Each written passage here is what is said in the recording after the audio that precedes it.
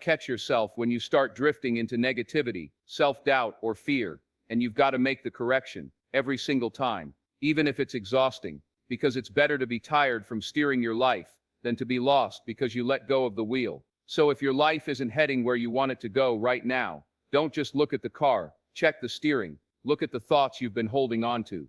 Are they pointing you toward where you want to be, or are they quietly guiding you someplace you don't belong? The wheel is in your hands. Where are you steering? What you feed your mind will shape your future. Just like your body becomes what you eat, your life becomes what you think. You can't live on a steady diet of negativity, fear, gossip, and doubt, and expect to wake up with peace, confidence, and vision. It doesn't work that way. Whatever you allow in, stays in, and whatever stays in, starts shaping who you are and where you're going. If every morning you wake up and the first thing you consume is bad news, social media drama, or that little voice in your head reminding you of every mistake you've ever made, you're not starting your day, you're already sabotaging it. And you can't build a strong life on a weak mindset. The thoughts you entertain are like seeds. Some grow into strength, clarity, and purpose. Others grow into worry, confusion, and regret. The question is, which seeds are you planting every single day? You have to be intentional about what you let into your mind. You have to guard it like it's the most valuable property you own, because it is. Fill it with words that lift you, ideas that challenge you, knowledge that grows you. Surround yourself with people who speak life into you, not people who drain the life out of you. Watch how different your days start to feel when you make that choice. And here's the thing. Sometimes it's not the loud, obvious negativity that's killing your focus. Sometimes it's the little stuff you don't even notice. That casual joke about failure. That realistic friend who tells you to lower your expectations. That constant scrolling through other people's highlight reels until you start believing you're behind in life. Those small bites of mental junk food might not seem dangerous, but over time they weaken you until you don't have the strength to chase what you really want. You can't stop every negative thought from showing up, but you can decide whether it stays. Just like you can't stop someone from knocking on your door, but you can choose who you let inside. Every time you choose to focus on what's possible instead of what's broken, every time you feed your mind with faith instead of fear, you're building the mental muscles that will carry you forward when life gets heavy. So ask yourself, right now, if my future is built from the thoughts I'm feeding my mind today, will I like what I'm building? Because your future self is going to have to live in the house you're constructing in your mind right now. Make sure it's a place worth living in. Discipline your thoughts before they discipline you. Because make no mistake, if you don't control what's happening in your mind will control you. And it won't ask your permission. It will take the smallest fear and turn it into a mountain. It will take one moment of doubt and stretch it into a lifetime of hesitation. Your thoughts can be your greatest ally or your worst enemy, and the difference is whether or not you've trained them. See, discipline isn't about being perfect. It's about building habits that keep you on track when your emotions try to pull you off course. You have to treat your mind like a wild horse. You don't just jump on and hope it takes you where you want to go. You train it, you guide it, you repeat the process until it knows your commands. Without that training, it will run in circles, get spooked at the smallest shadow, and throw you to the ground when the road gets rough.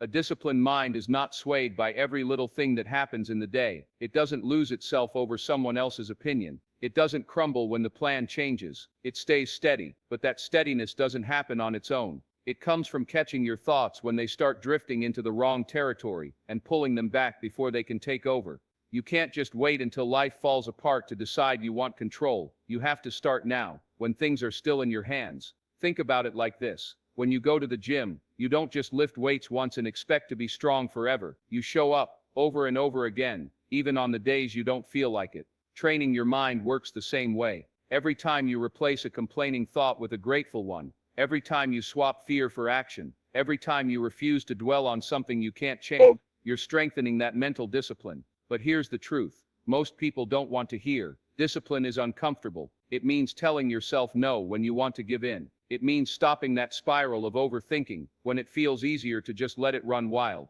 It means setting a standard for your mind and refusing to lower it just because you're tired or frustrated. And if you don't do it, your thoughts will gladly take the wheel, and they will not care where they drive you.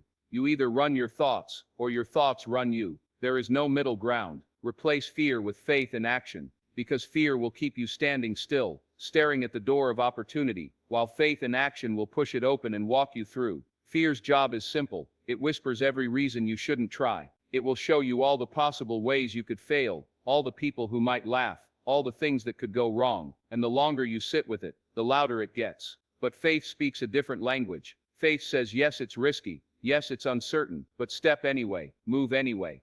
The problem is, most people wait until the fear is gone before they take the first step, and that's why they never move. Fear doesn't vanish on its own. It shrinks only when you step toward the very thing you're afraid of.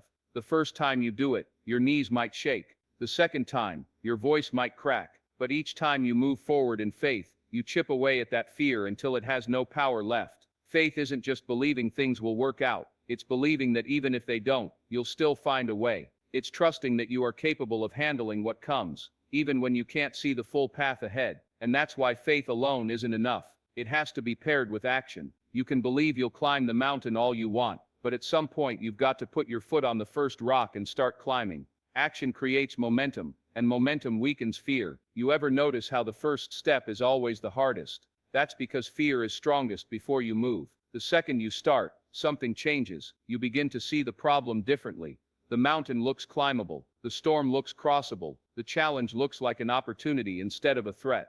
And it's not because the situation got easier. It's because you did. But here's the thing. Fear will never fully disappear. It will show up in new forms every time you step into something bigger. That's why replacing fear with faith and action is not a one-time decision. It's a lifestyle. You train yourself to act even when you're not ready, to trust even when you can't see, and to keep moving even when you don't feel like you have enough. That's how you build courage, not by waiting for the fear to leave, but by proving to yourself that it can't stop you. Fear only wins when you stand still. Your inner world creates your outer world. Whatever is happening in here, inside your mind, your heart, your spirit, will eventually show up out there in your words, your actions, your results. You can't hide it for long. You can dress it up, smile for the camera, and say all the right things, but sooner or later, your inner reality will bleed into your outer reality. That's why the real work doesn't start with changing your circumstances. It starts with changing yourself. If your inner world is filled with chaos, your outer world will reflect that.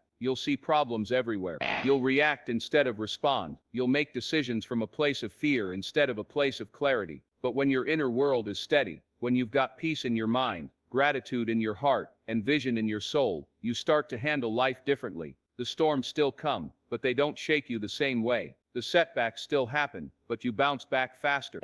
The danger is too many people are trying to fix the outside without fixing the inside. They change jobs, they move cities, they swap relationships, they chase bigger paychecks, hoping it will make them feel fulfilled. But if the same old mindset follows them wherever they go, nothing really changes. You can put a brand new frame on a cracked mirror, but every time you look into it, the cracks are still there. The power of your inner world is that it shapes how you see everything. Two people can face the exact same situation. One sees it as an ending, the other sees it as a beginning. The difference isn't the situation, it's the lens they're looking through, and you control that lens. You decide if you see opportunity or defeat, growth or loss, blessing or burden. Now, building a strong inner world isn't about pretending everything's fine. It's about being honest with yourself, facing what's broken, and doing the work to repair it. It means feeding your mind with the right thoughts, protecting your peace, and spending time in reflection so you're not just reacting to life, but actually leading it. It's about becoming the kind of person who can walk into a room and change the atmosphere. Not because of what you have, but because of who you are on the inside. When your inner world is aligned with who you want to be, your outer world will eventually match it. Maybe not instantly, maybe not overnight, but it will catch up. The life you live will rise to the level of the person you've become. If you want to change what's out there, start by changing what's in here.